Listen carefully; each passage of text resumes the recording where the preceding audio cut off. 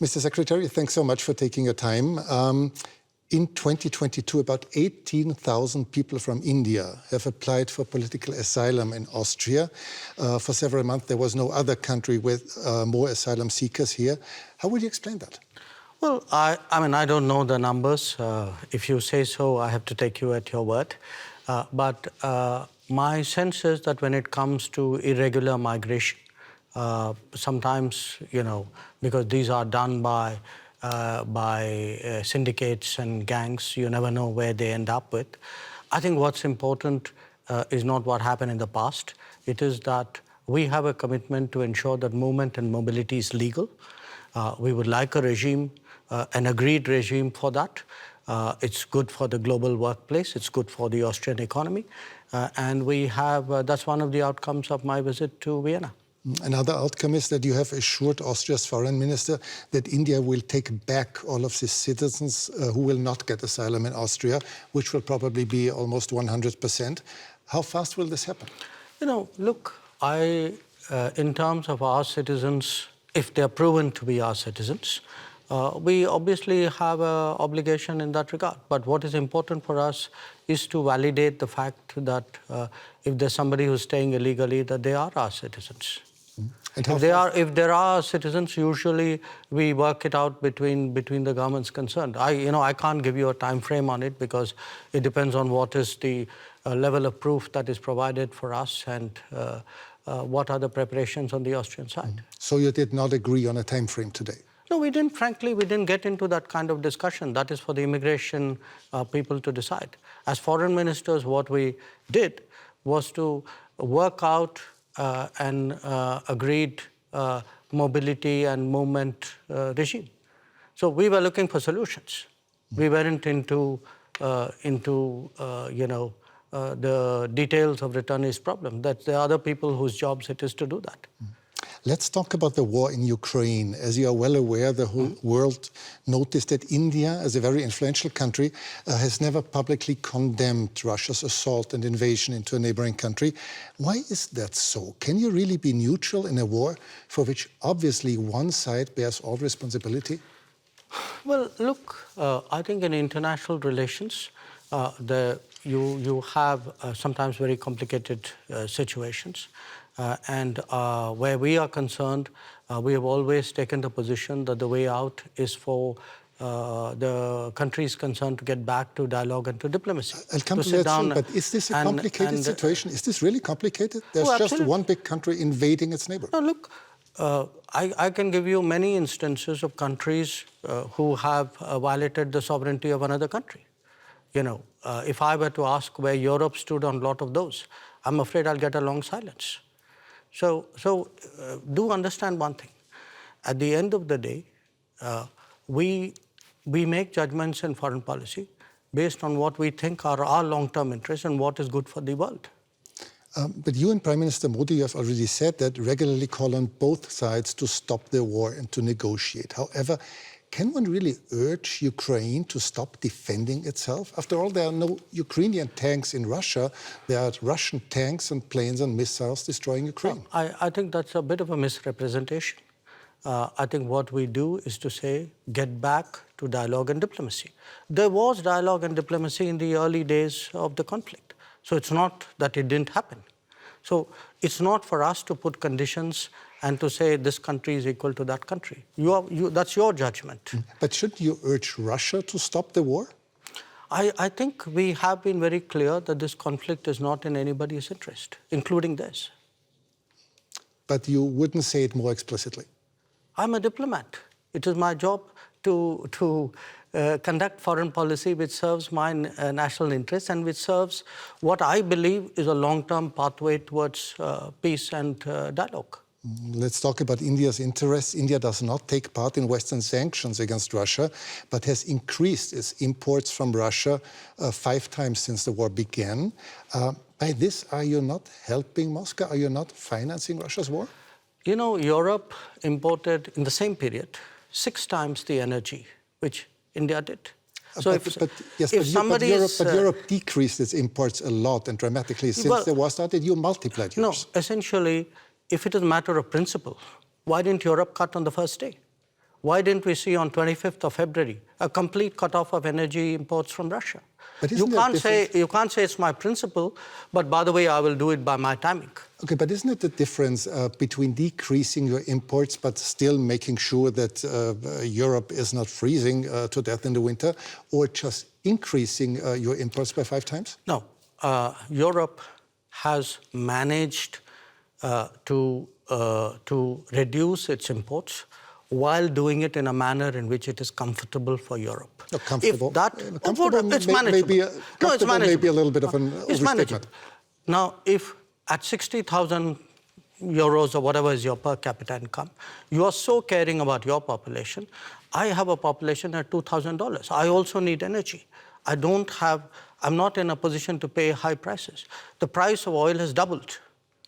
So, and what Europe is doing is also moving into the Middle East and diverting production out of the Middle East into Europe and raising prices. So European actions actually are putting pressure on the global oil markets and on my imports as well. So I think it's something which, if European political leadership understandably would like to soften the impact on their population, I think it's a privilege they should extend to other political leaderships as well. Are you reluctant toward Moscow as well, because Russia is India's most important supplier of weapons and military equipment? And therefore? Are you reluctant to criticize Moscow? No, I think, look, we have a relationship with Moscow. We've had a long-term relationship with Moscow. I think it's important to look at that history of the relationship. It was a relationship built in a period when Western democracies used to arm a military dictatorship called Pakistan and deny India defensive weapons. So if we are talking about principles, let's talk a little bit of history out here. So how did the Indian exposure to Russia and previously to Soviet Union get built up? Because the Western democracies, for whatever reason, decided that their natural partner in our part of the world was a military dictatorship. Would you consider India an ally of Russia? No, I think India doesn't. We are an independent country. We do not define ourselves or perceive ourselves in alliance terms. That's very much a Western terminology. It's not a term that we use. Before you said you're a diplomat, but several weeks ago you called Pakistan, your neighbor, the epicenter of terrorism. Well, I did it again today without using the word Pakistan. Yes, and this doesn't sound very diplomatic, does it? No, because you are a diplomat doesn't mean you're untruthful. I could use much harsher words than epicenter. So believe me, considering what has been happening to us, I think epicenter is a very diplomatic word, because this is a country which has attacked the Parliament of India some years ago, which attacked the city of Mumbai, which went after hotels and foreign tourists, which every day sends terrorists across the border. But of course not as a country. Well, if you control your sovereign space, which I believe they do, if the terrorist camps operate in broad daylight in cities with recruitment and financing, can you really tell me that the Pakistani state doesn't know what's going on? Especially if they're being trained in military-level combat tactics. So, when we speak about judgments and principles, why don't I hear sharp European condemnation of these practices which have been going on for multiple decades? Does the world have to be concerned that there someday will be a war between India and Pakistan? I think the world has to be concerned that there is terrorism going on, and the world often looks away. The world often feels it's not my problem because it's happening to some other country. I think the world needs to be concerned about how sincerely and strongly it takes up the challenge of terrorism. But has the world to be concerned about the future war between India and Pakistan? I think the world needs to be concerned about terrorism. That's what you said. Yeah, sure. Because look, if you pose it the way you do, that's like giving a free pass to terrorism, saying, let's worry about the next consequence of it. I am worried about the terrorism. Okay, let's change the subject. You frequently said that India has a very complicated relationship with your neighboring China. Many people around the world are quite concerned that China might, in the near future, intervene militarily in Taiwan. Do you share this concern? I think there's a larger concern which is based on our experiences. The concern is that we had agreements with China not to mass forces in our border areas.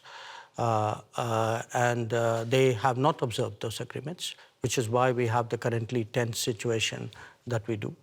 We had an agreement not to unilaterally change the line of control, which they have tried to unilaterally do that.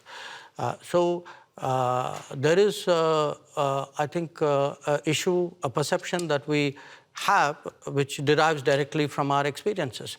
Now, where else the status quo may change or not change, I would hesitate as a foreign minister to predict publicly. I may have my own views and assessments. But I certainly can share my experience, and my experience is that written agreements were not observed, that we have seen levels of military pressure which in our view has no justification. China would say the opposite. They would say that India had not obeyed different agreements. But obviously, you see No, I think it's difficult for China to say that for this reason. The record is very clear because today, there's a lot of transparency. You have satellite pictures. If you see who moved the forces to the border areas first, I think the record is very clear. So it's very difficult for China to say what you suggested they could. India will probably overtake China as the world's most populous country within this year. Is this fact of any political significance to India, or is it just a mere statistic?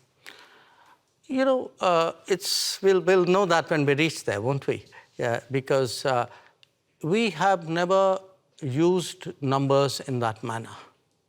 Maybe other countries have. I would still